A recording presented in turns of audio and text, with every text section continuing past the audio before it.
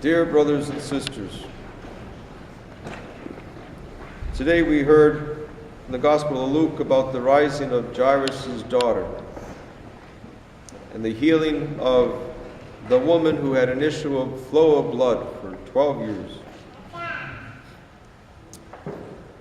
We can feel in this reading the emotion and the pain and the suffering, and how our Lord had compassion on them and granted them health. This woman with an issue of blood suffered for many years. Her pain was real. She sought help from doctors. Nothing could help her. Probably that same feeling of helplessness was felt by Jairus and his wife. They did everything they could, and nothing will alleviate their pain. For it was very painful for them to see their only daughter suffer. And it was even more painful to see her die. Our Lord had compassion on them. True compassion. Because he experienced both types of suffering. Our Lord experienced the pain of having someone close to him suffer and die. We remember when he was in Bethany and how he raised Lazarus from the dead. Before that, as he approached the tomb and saw the emotion of Lazarus' sisters, Martha and Mary, he wept. God in the flesh, Jesus Christ, wept because he felt the pain of having someone close whom he loved die. And also he himself experienced, as we know very well, the pain of suffering, being scourged and beaten and nailed to the cross. All of this shows us, brothers and sisters, that the compassion of God is true because God suffers with us. We all of us experience the emotion and pain that is talked about in today's gospel.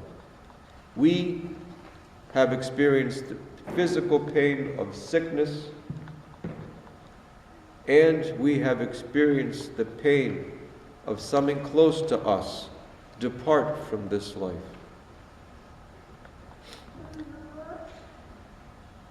And we hear this gospel and we run to our Lord so that he could be with us. He could be with us in our suffering. He too experienced hunger and thirst. He too experienced betrayal and hatred. He too experienced physical pain and suffering. And we run to him so that he could be with us. So that even in the lowliness and the loneliness of suffering, we are never alone. Especially when we suffer. Our Lord is especially there with us. Suffering intensifies our prayers. Suffering moves us to focus on what's most important. Suffering opens our eyes so that we can search and pursue the true meaning of life, communion with God. Suffering enables us to strip away all the vanities that we have accumulated in our life. And it humbles us. Suffering is very humbling. It makes us powerless. But we Orthodox Christians, even in the most profound moments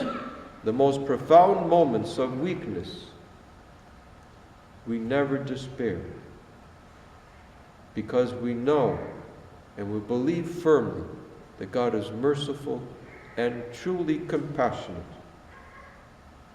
And He is with us, especially when we suffer. Especially those moments, our prayers are intensified. St. Theophan the Recluse says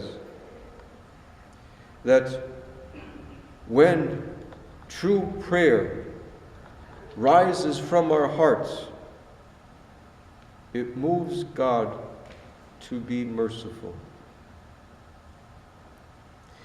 And our prayer rule, how our church instructs us to pray at home in morning and evening, how the church brings us to the temple of God to pray for lengths of time. All of this helps to foster that true prayer. So in our moments of weakness and helplessness and suffering and pain, we always run to our Lord and raise up our prayers so that they may be heard. So let us, brothers and sisters, never despair.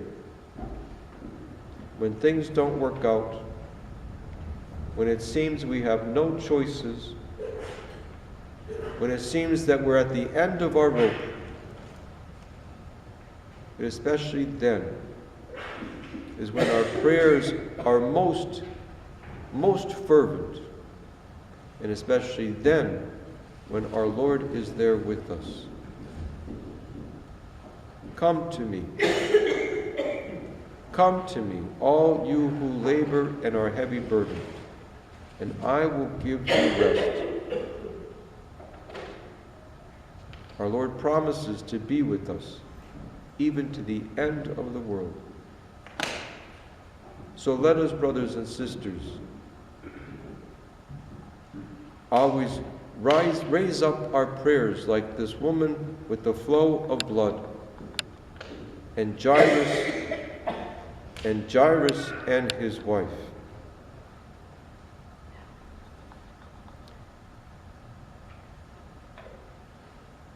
Let us always raise our prayers,